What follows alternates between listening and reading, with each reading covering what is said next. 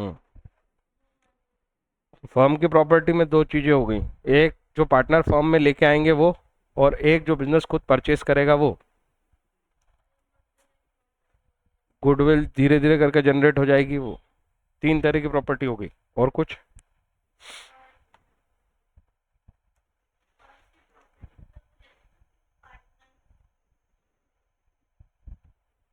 चलो देखें।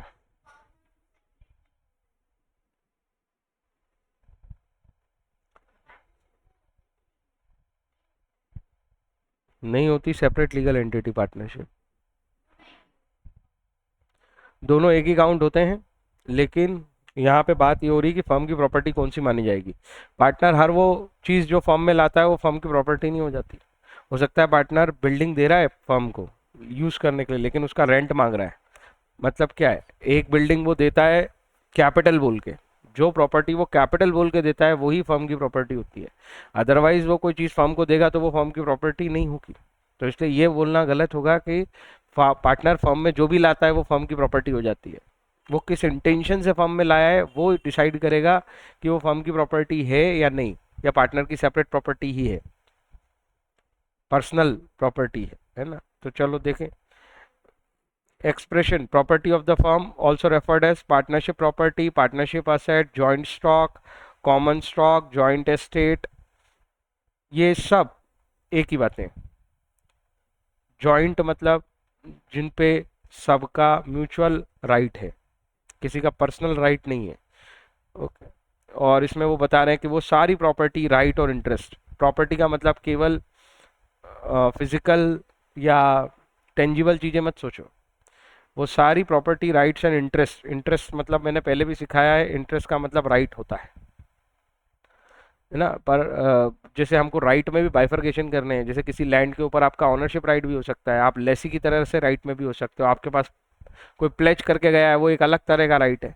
तो there are multiple type of rights, और इंटरेस्ट उसमें बाइफर्केशन करने में ये वर्ड हेल्प करता है। जैसे बोलते हैं बेनिफिशियल इंटरेस्ट, तो प्रॉपर्टी पे मेरा कोई ऑनरशिप नहीं है, लेकिन बेनिफिशियल इंटरेस्ट इसका मतलब ये है कि प्रॉपर्टी पे अगर वो बिकती है या उसका कोई नुकसान होता है तो मेरा लॉस होता है, या फिर उससे होने वाली अर्निंग में मेरा हिस्सा है। तो इंटरेस्ट वर्ड जो है वो बहुत बार यूज होगा लॉ में, और इसका ये मतलब है कि आपके राइट्स ही दिखाए जा रहे हैं। पर क्योंकि राइट्स में कई तरह के राइट्स होते हैं, इसलिए हम उसको इंटरेस्ट वर्ड करके उसको दिखाते हैं। तो पार्शियल इंटरेस्ट वगैरह भी हैं फर्म के कहीं पे, तो उस पर भी सारे पार्टनर्स का एक साथ राइट होगा, इसीलिए वर्ड लिखा है टू विच द फर्म। तो ये सारे प्रॉपर्टी, राइट या इंटरेस्ट जो फर्म को बिलोंग करते हैं, फर्म को मतलब जॉइंटली सबका राइट है उन पे। फर्म कुछ अलग चीज होती ही नहीं। फर्म का मतलब होता है, हमने पढ़ा है कि पार्टनर्स को कंबाइनली रिप्रेजेंट करने के लिए हम एक वर्ड यूज कर देते हैं, उसको बोलते हैं फर्म। बेसिकली इनका मतलब वो कॉम्बिनेशन ऑफ पार्टनर ही है ना। दैट ऑल पार्टनर कलेक्टिवली, वही कलेक्टिवली मे बी एंटाइटल्ड, तो उस सारी चीजों पे फर्म राइट, फर्म का राइट मतलब कलेक्टिवली, कलेक्टिव राइट है सारे पार्टनर्स का मिलजुल के। The property which is deemed as belonging to the firm, जो प्रॉपर्टी डीम्ड की जा रही है, मानी जा रही है कि वो फर्म को बिलोंग करती है, ऐसी सारी प्रॉपर्टी जो मानी जा रही है कि फर्म को बिलोंग करती है, in absence of the agreement between partner showing contrary intention, in the absence of any agreement between partners showing contrary intention। ये लाइन बीच में लिखी है, इसे अभी मत पढ़ो, दो कॉमा के बीच की लाइन को बाद में पढ़ा करो। तो सीधे कैसे पढ़ो, the property which is deemed as belonging to firm, अब सीधे यहां नीचे से, is comprise of the following items. Sir ये बीच की लाइन में क्या लिखा है, वो एक्सेप्शन की बात लिखी है कि भैया हम जो नीचे समझा रहे हैं उसका एक्सेप्शन हो सकता है, और उसका एक्सेप्शन करने के लिए आप इनके कॉन्ट्ररी पॉइंट्स, स्टिपुलेशंस अपने एग्रीमेंट में, पार्टनरशिप एग्रीमेंट में मेंशन कर सकते हो। अगर नहीं करोगे, जैसे कि आप पीएसआर अपने पार्टनरशिप एग्रीमेंट में मेंशन कर सकते हो 3:2 दो पार्टनर के बीच में, नहीं करोगे तो हमारा एक्ट लगेगा। तो सेक्शन 14 जो लग रहा है, ये जो हम पढ़ने वाले हैं, ये सेक्शन 14 है, उसके लिए उन्होंने पहले ही रास्ता छोड़ दिया है। बोले आप चाहो तो अपने पार्टनरशिप एग्रीमेंट में अदरवाइज कोई पॉइंट्स रख सकते हो, पर अगर एब्सेंस है वो, अगर वो नहीं मिले, जब अगर आपके पार्टनरशिप एग्रीमेंट में पार्टनर के बीच में कोई कॉन्ट्ररी इंटेंशन एब्सेंट रही, नहीं मिली, तो नीचे जो लिखी है वो लगेगी। कुछ समझ में आया क्या? All property right interest which the partner में have brought into the common stock, ये जो मैं बोलना चाह रहा था। पार्टनर कुछ भी ले आया तो फर्म की प्रॉपर्टी नहीं है। वो सारी प्रॉपर्टी राइट और इंटरेस्ट जो पार्टनर लाया है कॉमन स्टॉक में लाया है, मतलब कैपिटल में लाया है, एज देयर कंट्रीब्यूशन लाया है टू द कॉमन बिजनेस, ये बोल के लाया कि ये मेरी तरफ से कैपिटल, वो ही फर्म की प्रॉपर्टी बनेगी। तो कोई बिल्डिंग वो एज अ कैपिटल लाया और जनरल एंट्री तुमने अकाउंट से पास की, building account debit to capital account, और ती लाइबिलिटी मानी एज अ फर्म पार्टनर के प्रति, तो वो बिल्डिंग प्रॉपर्टी है। लेकिन वो कोई बिल्डिंग लाया जिसमें बोले कि यार चलो फर्म के पास बिल्डिंग नहीं है, कहीं और रेंट से लोगे, मेरे पास बिल्डिंग पड़ी है वो रेंट से ले लो और मुझे उसका रेंट दे देना, इसकी जनरल एंट्री पास नहीं होगी building account debit to capital. इसमें तो केवल रेंट की एंट्री पास होगी, rent account debit to partners capital. मतलब कि बेसिकली आप एक खर्चा कर रहे हो जो पार्टनर को देना है पेमेंट उसका, या rent account debit to cash, अगर कैश में दे दिया तो, नहीं दोगे तो उसकी कैपिटल क्रेडिट कर देते हो कि भैया इतनी और लाइबिलिटी हो गई तेरी। तो ये इस इंटेंशन को हम ये मानेंगे कि भाई अगर कोई पार्टनर कॉमन स्टॉक में कोई कंट्रीब्यूशन लाया है, कॉमन बिजनेस में कोई कंट्रीब्यूशन लाया है, तो ही वो प्रॉपर्टी फर्म की प्रॉपर्टी होगी। कोई डाउट है इसमें? एज कैपिटल ब्रॉट हुआ है, तुम ना मार्किंग कर रहे हो ना लिख रहे हो, बैठ के देख रहे हो आराम से, बाद में सब वो ब्लैंक कॉपी पड़ी रहेगी तुम्हारे पास, और तुम मैंने यहाँ ब्रैकेट लगाया, यहाँ एब्सेंट पे गोला बनाया, तुम मेरे से बोल भी सकते हो सर एक सेकंड हम जरा लिख लें, ये एब्सेंस वर्ड या दोनों जगह ब्रैकेट बना दिए मैंने, ये दो कॉमा के बीच में हमेशा ऐसे ही पढ़ते हैं।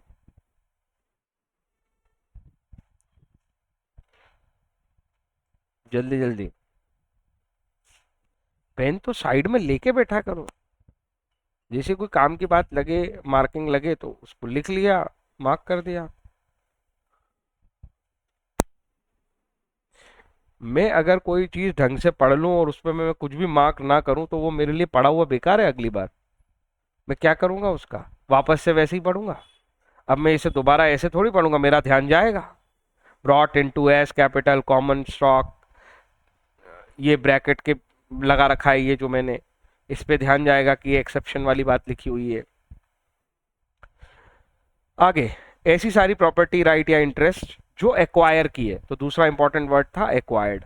एक था ब्रॉट इन एज कैपिटल, दूसरा था एक्वायर्ड और परचेज्ड बाय द फर्म या for the firm. Bye the firm, for the firm, जो खरीदा गया फर्म के लिए, फर्म के द्वारा, और for the purpose in the course of business of the firm, या वो बिजनेस कर रही थी तो उसमें जरूरत पड़ने पे खरीदा गया। तो ऐसी सारी प्रॉपर्टी राइट और इंटरेस्ट, देखो तीन वर्ड बार बार यूज हो रहा है, property right interest, property right interest. तो प्रॉपर्टी राइट इंटरेस्ट जो पार्टनर्स लेके आए हैं as capital, property right interest जो फर्म के लिए खरीदे गए या फर्म के द्वारा खरीदे गए by the firm, for the firm, और ऑर्डिनरी कोर्स ऑफ बिजनेस में एज अ कॉन्सिक्वेंस खरीदना पड़े बिजनेस करने के लिए फर्म का, and the last thing goodwill of the firm. तो अब ये याद रखना है कि there are three type of property unless otherwise intentions mentioned या presented in the agreement to the contrary. तीन प्रॉपर्टी, तीन तरह की प्रॉपर्टी, प्रॉपर्टी नहीं अकेला, राइट प्रॉपर्टी इंटरेस्ट फर्म की प्रॉपर्टी मानी जाएगी। कोई डाउट है तो बोलो। आगे देखो, the determination of the question whether particular property is not a property. अब अगर सपोज ये किसी चीज पे सवाल उठता है कि यार कोई प्रॉपर्टी जो है वो फर्म की प्रॉपर्टी है या नहीं, of the firm, ultimately depends upon the real intention. मैंने कहा ना, मेन मुद्दा तो है इंटेंशन का।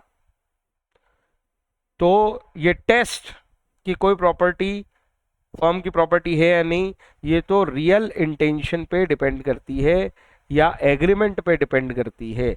पार्टनर के बीच में इंटेंशन क्या है, पार्टनर के बीच में एग्रीमेंट क्या है। इसीलिए मैंने कहा कि ये तीन चीजें भी कोई पत्थर की लकीर नहीं है। क्यों? क्योंकि ऊपर हमने पढ़ा है कि इसका एक्सेप्शन अगर आप चाहो तो एग्रीमेंट में बना सकते हो। बेसिकली आप इंटेंशन प्रॉपरली एक्सप्रेस कर दो एग्रीमेंट में कि ये प्रॉपर्टी फर्म की माननी है या नहीं, वो मानी जाएगी या नहीं, उस पर पार्टनर्स का एग्रीमेंट होगा। 10 mayor the fact the property of a partner is being used for the purpose of the firm. तो किसी प्रॉपर्टी, पार्टनर की प्रॉपर्टी का फर्म के लिए इस्तेमाल होना इस बात का की गारंटी नहीं है कि वो प्रॉपर्टी फर्म की प्रॉपर्टी है। वो तो इस बात पे डिपेंड करेगी कि पार्टनर की इंटेंशन क्या थी फर्म को देने के लिए। जो एग्जांपल मैंने अभी तुम्हें लैंड एंड बिल्डिंग का लिया था, समझ में आई बात कि नहीं आई? अनलेस इट इज इंटेंडेड, तो मेन बात है intention, to be treated as such. Partner में by an agreement at any time convert the property of any partner और पार्टनर्स। मेन मुद्दा ये है, एग्रीमेंट की हेल्प से सब कुछ होगा।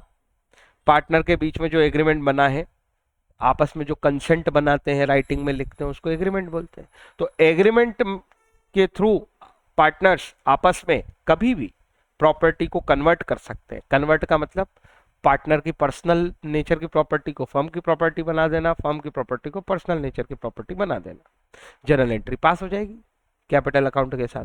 कैपिटल अकाउंट क्रेडिट हो जाएगा अगर फर्म में प्रॉपर्टी आएगी, फर्म से प्रॉपर्टी जाएगी। हमने कई बार पार्टनरशिप के अकाउंटिंग वाले टॉपिक्स में पढ़ा कि पार्टनर जो है स्टॉक ले गया, पार्टनर फर्नीचर ले गया, पार्टनर इन्वेस्टमेंट ले गया, तो वो सारी एंट्रीज हम करते हैं। तो ऐसा तो कभी भी हो जाता है। तो एग्रीमेंट यूज होता है उसमें। एग्रीमेंट का मतलब होता है आपस में कंसेंट बना के पार्टनर कभी भी पार्टनर की पर्सनल प्रॉपर्टी को फर्म में ले आते हैं, कभी भी पर्सनल प्रॉपर्टी फर्म की प्रॉपर्टी को बाहर ले जाते हैं। ऑब्वियसली ये जो कन्वर्जन होता है ये गुड फेथ में होता है और सब पार्टनर की सहमति से होता है। इवन क्रेडिटर, ध्यान से, if made in good faith would be effectual between the partner against the creditor of the firm। ये इस पे बहुत सारी बातें हम पढ़ने वाले हैं, against the creditor of the firm। तो क्रेडिटर के राइट इंपैक्ट होंगे अगर कोई पार्टनर फर्म में से प्रॉपर्टी ले गया तो अगर गुड फेथ में किया गया है तो वैलिड है। अगर इसलिए किया गया है कि क्रेडिटर को पैसा जो है हम नहीं देना चाहते हैं, हम मेलाफाइड इंटेंशन है क्रेडिटर के प्रति, तो फिर वो गलत हो जाएगा कन्वर्जन, तो फिर कन्वर्जन वैलिड नहीं है। समझ में आई बात?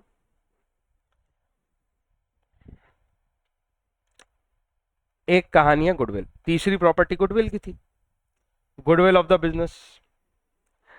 Section 14 specifically lays down that goodwill of the business is subject to contract between the partners, is regarded as property of the firm, but this section does not define the term goodwill।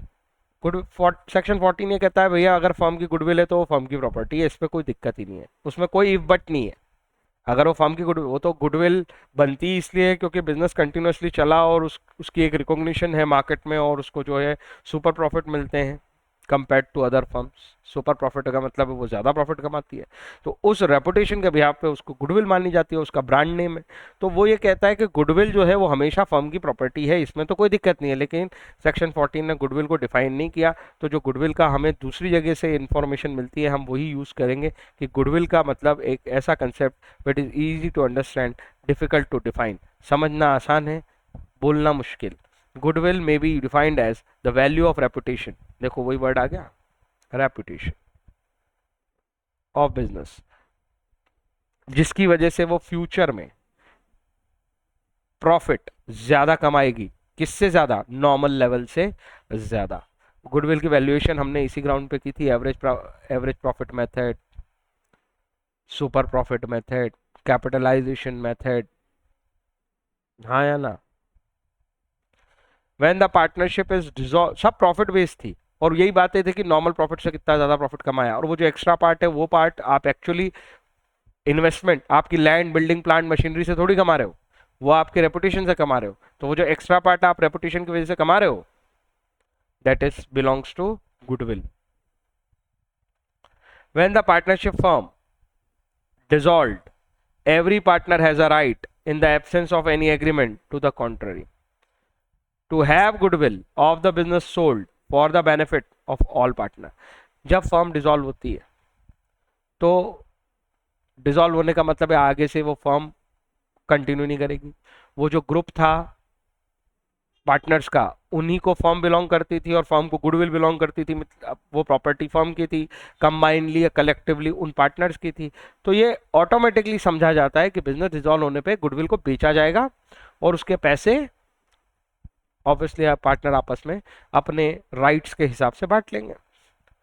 ऐसा इसका क्या उल्टा नहीं हो सकता sir? हो सकता है, हो सकता है पार्टनर के बीच में कॉन्ट्ररी एग्रीमेंट बन जाए और वो ये कह दें कि कोई भी इस फर्म के नाम से अब बिजनेस नहीं करेगा, इसलिए हम ये गुडविल नहीं बेचेंगे, क्योंकि फिर हमारा पर्सनल बिजनेस करना मुश्किल हो जाएगा।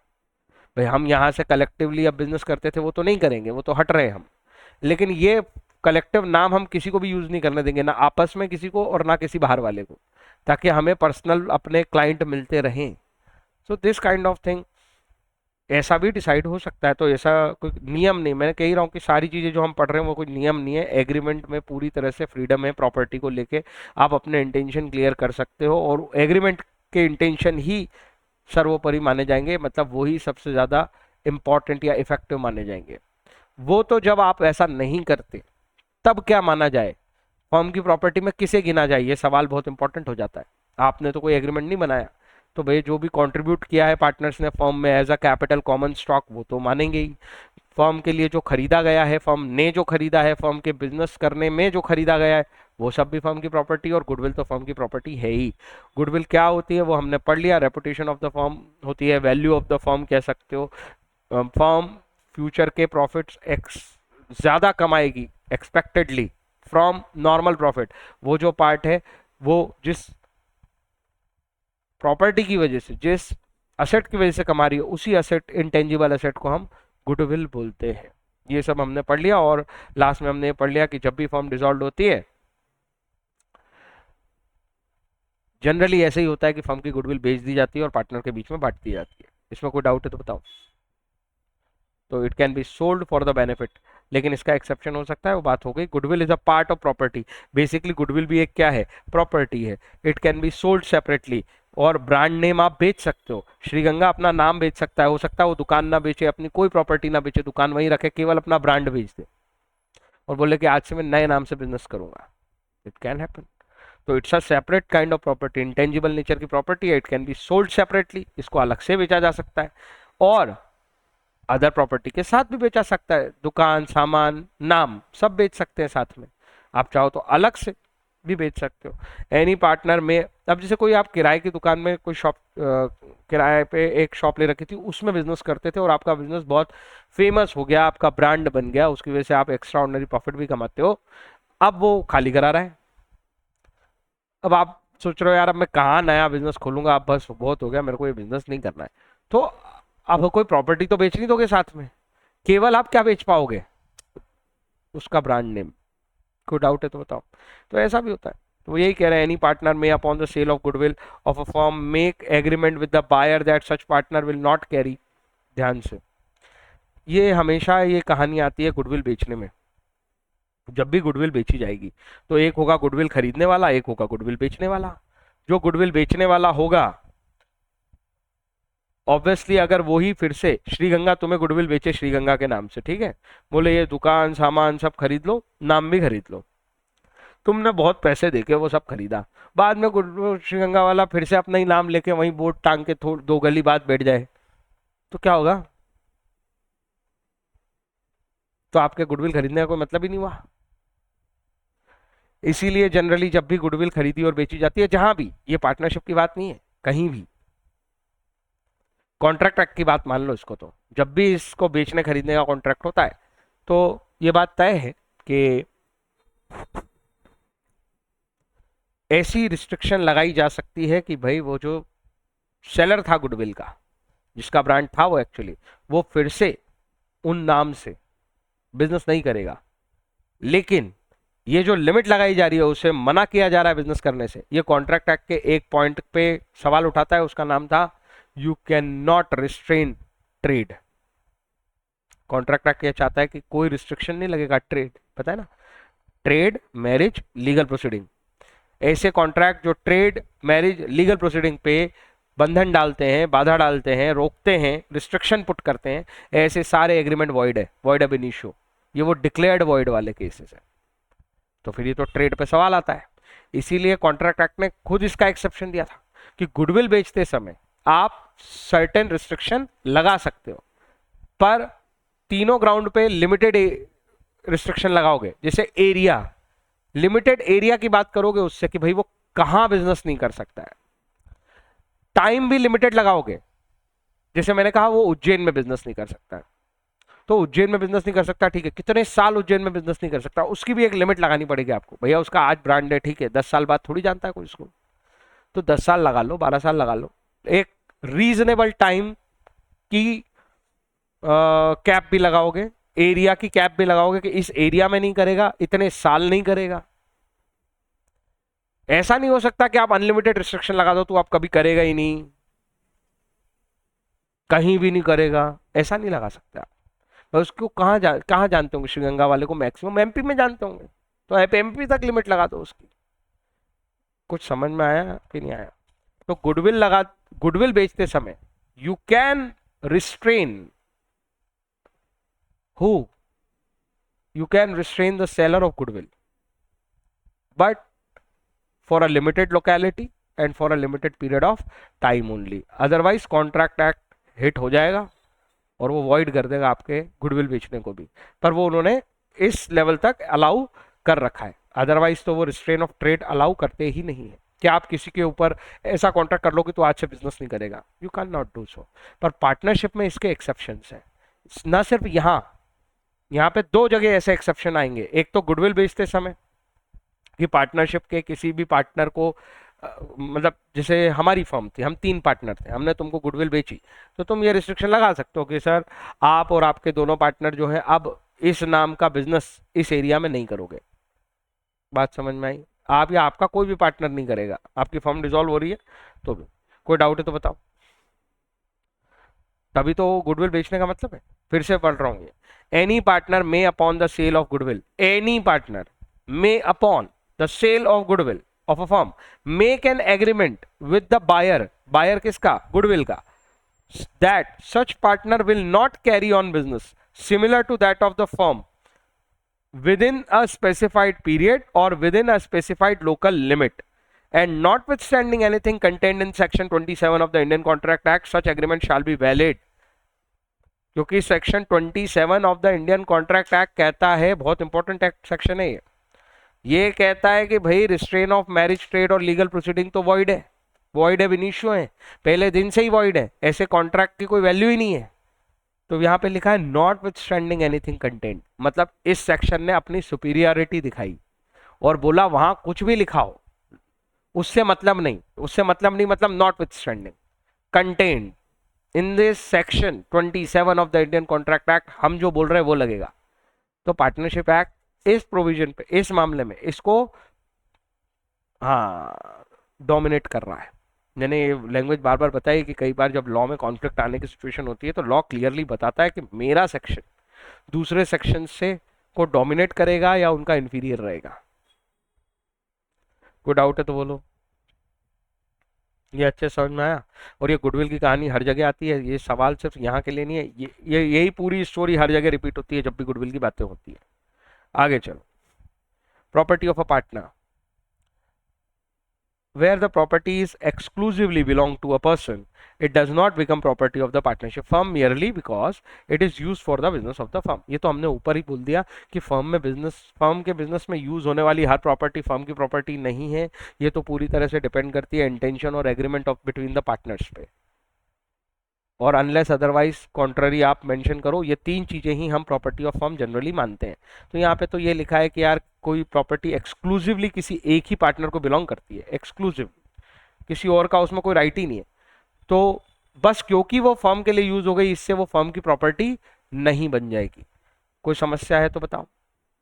सेक्शन 15 में क्या लिखा है? सेक्शन 15 में लिखा है कि application of the property of the firm, section 15 provides that property of the firm shall be held and used exclusively for the purpose of firm.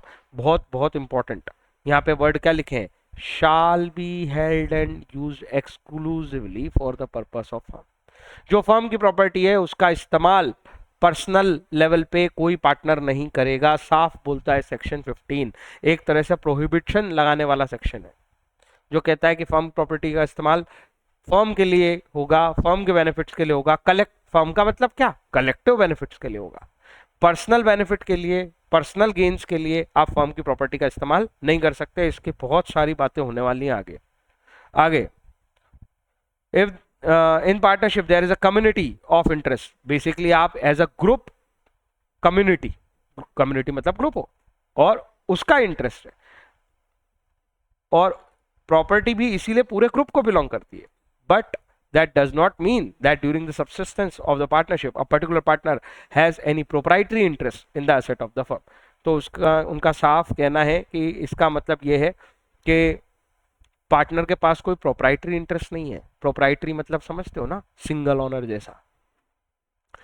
वो अपना एकाधिकार, सेल्फ राइट नहीं जता सकता किसी फर्म की प्रॉपर्टी पे। आगे लिखते हैं, every partner of the firm has a right to get his share of profit. उसको तो शेयर मिलता है। टिल द फर्म सब्सिस्ट, जब तक फर्म कंटिन्यू करती है, जब तक फर्म एग्जिस्टेंस में रहती है, हर पार्टनर को शेयर ऑफ प्रॉफिट मिलता है। And he also has a right to see that all asset of the partnership are applied and use for the purpose of firm. तो उसे दो राइट की बात हो रही है। तो जैसे उनका कहना है, जैसे उसे प्रॉफिट शेयर करने का राइट है, वैसे ही उसके पास एक और राइट है। He also has a right to see, ताकि वो ये देखे, ये कंफर्म करे कि भाई जो फर्म की प्रॉपर्टी है वो फर्म के पर्पस के लिए इस्तेमाल होती है, और फर्म के पर्पस के इस्तेमाल होती है तभी तो फर्म का प्रॉफिट बनाती है। अगर वो पर्सनल पर्पस के लिए इस्तेमाल होकर पर्सनल प्रॉफिट बनाने लगेगी तो कैसे चलेगा? नहीं आ रहा समझ में। 3 पार्टनर हैं, उनके पास 5 4 व्हीलर्स हैं जो वो रेंट पे, हायर पे चलाते हैं। उज्जैन से ओंकारेश्वर रोज गाड़ियां आती जाती है। कोई पार्टनर पर्सनल पर्पस के लिए अगर उन प्रॉपर्टी का इस्तेमाल करेगा तो उस दिन के लिए नुकसान होगा पूरी फर्म का। सपोज वो पर्सनली ले गया कहीं, तो उस दिन जो कमा सकती थी वो व्हीकल वो नहीं कमा पाई। तो ये सारे पार्टनर का राइट है कि वो ये देखें कि जो प्रॉपर्टी है वो फर्म के पर्पस के लिए इस्तेमाल हो रही है और उसमें कोई अपना पर्सनल गेन ना कर रहा हो। ये वैसा ही राइट है कि उस प्रोटेक्ट कर रहे हैं अपने शेयर ऑफ प्रॉफिट को। कोई डाउट है तो बोलो। इसी कहानी से जुड़ी हुई कहानी है आगे सेक्शन 16 में, बहुत छोटी सी और बहुत इजी सी। वो ये कहते हैं कि अगर पर्सनल प्रॉफिट कमाया, यही एग्जांपल पकड़ लो, वो गाड़ी डेली अप डाउन करने वाली गाड़ियां थी उज्जैन से ओंकारेश्वर। एक पार्टनर जो था वो अपने पर्सनल काम के लिए प्रॉपर्टी ले गया, गाड़ी ले गया, और उसके बाद उसने कहीं पे रेंट पे चला के अपना गेन कर लिया। ये स्टोरी है। तो ये कहते हैं subject to contract between the partner. फिर से बोल रहे हैं कि यार आप अपने बीच में अच्छे रिलेशन में कुछ भी करो, हमें कोई मतलब नहीं है, पर उसको अगर तुमने एग्रीमेंट में, कॉन्ट्रैक्ट में डाल रखा है और तुम सहमत हो तो कोई दिक्कत नहीं है। तो इसीलिए उन्होंने कहा कि भाई अब जो हम नीचे बातें करने वाले हैं उसका अपोजिट आप अपने कॉन्ट्रैक्ट में लिख सकते हो, मान सकते हो, कर सकते हो। लेकिन अगर ऐसा कोई एग्रीमेंट नहीं है कॉन्ट्रैक्ट में, तो एक्ट क्या कहता है? एक्ट ये कहता है इस सिचुएशन में जहां पे पर्सनल प्रॉफिट कमाए गए हैं किसी पार्टनर के द्वारा, if a partner derives any profit for himself from the transaction of the firm, गाड़ी फर्म की मतलब प्रॉपर्टी फर्म की कलेक्टिव, उससे उसने कमाए हैं पर्सनल प्रॉफिट अपने लिए personally, by using the property of the firm connection to the firm और द फर्म नेम, जिसमें उसने फर्म की प्रॉपर्टी का इस्तेमाल किया है, फर्म के नाम का इस्तेमाल किया है। सर फर्म का नाम कंपलसरी है क्या? अरे फर्म का नाम मतलब गुडविल, वो भी तो प्रॉपर्टी ही होती है। He shall accounted for the profit and paid to the firm. तो मामला ये है कि वो अकाउंटेबल है। अकाउंटेबल है मतलब जवाबदेह है कि वो प्रॉफिट उसने पर्सनल क्यों कमाया, और अगर कमाया है तो ऑब्वियसली उसे ये फर्म को देना पड़ेगा, क्योंकि जो प्रॉपर्टी यूज हुई उस प्रॉफिट को कमाने में, और जो नाम यूज हुआ वो फर्म का नाम यूज हुआ। If a partner carries on, अच्छा यहाँ बीच में और लिखा है, ये जरूरी नहीं है सर। उसने क्या किया कि वो गाड़ी ले गया था पर हमारी फर्म का नाम नहीं बताया किसी को, उसने अपने ही नाम से गाड़ी चला ली, उससे फर्क नहीं पड़ता, प्रॉपर्टी तो फर्म की थी ना। और लिखा है बीच में सिर्फ फर्म का नाम, सिर्फ फर्म की प्रॉपर्टी भी काफी है, दोनों कॉम्बिनेशन तो सफिशिएंट है ही। if the partner carries on any business of the same nature and the competing with that of the firm, he shall be accounted. ये दूसरा पॉइंट है. सपोज करो इस एग्जांपल में थोड़ा सा चेंज करके मैं ये बोल देता हूं कि देखो वो 5 गाड़ियां थी, उनमें से कोई गाड़ी उसने नहीं दी किसी को, उन 5 में से. और दूसरी बात, फर्म का नाम भी नहीं यूज किया. लेकिन जो क्लाइंट फर्म के पास आ सकता था, एक्चुअली वही क्लाइंट वो कहां ले गया, पर्सनल. कुछ समझ में आई बात? तो अल्टीमेटली प्रॉफिट तो इंपैक्ट डाल ही दिया ना. तो ऊपर के पॉइंट में तो प्रॉपर्टी और नाम पे टिकी थी बात. नीचे लिखा है अगर कंपटीशन में, फर्म के कंपटीशन में आपने कोई बिजनेस किया और उससे प्रॉफिट कमाया, if the partner carries on any business of the same nature, hiring and playing of the cars, यही तुम्हारा फर्म का नेचर है, यही तुम कर रहे हो, कंपटीशन में कर रहे हो. सर कंपटीशन में करना और कंपटीशन में ना करने का क्या मतलब है? क्या ये कह रहे हैं कि आप कोई और बिजनेस नहीं कर सकते? नहीं, कोई बिजनेस करना है करो, बता के करो पार्टनर्स को आपस में. अगर हमारी कार फिक्स है हमारे एग्रीमेंट के हिसाब से, केवल उज्जैन से ओंकारेश्वर जाएगी, उसके अलावा कहीं जाएगी नहीं. फिर उसको कोई पर्सनल मतलब क्लाइंट मिलता है जिसे ओंकारेश्वर नहीं जाना, उससे नासिक जाना है, उसके लिए फर्म की गाड़ियां यूज ना करके वो पार्टनर पर्सनली अपनी गाड़ी से भेजता है.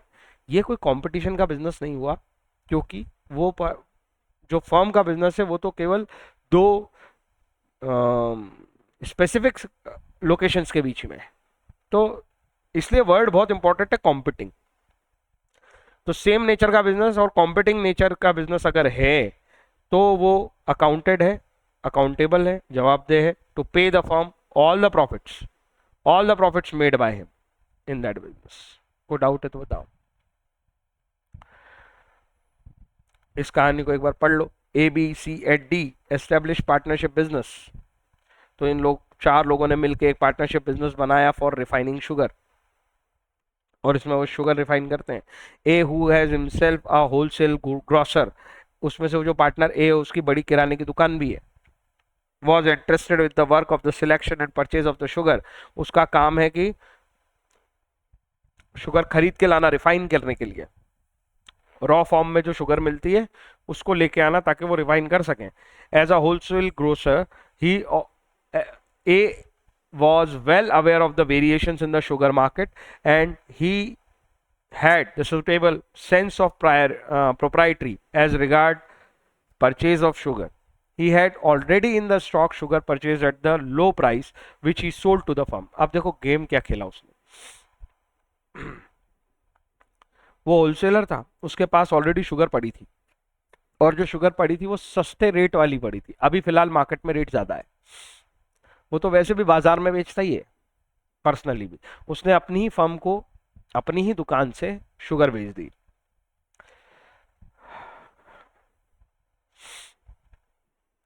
विदाउट इन्फॉर्मिंग, लेकिन फर्म को क्या नहीं बताया उसने कि वो जो फर्म को शुगर बेच रहा है वो उसी की है, और ऑब्वियसली उसने अपनी ही फर्म को बेच के प्रॉफिट कमा.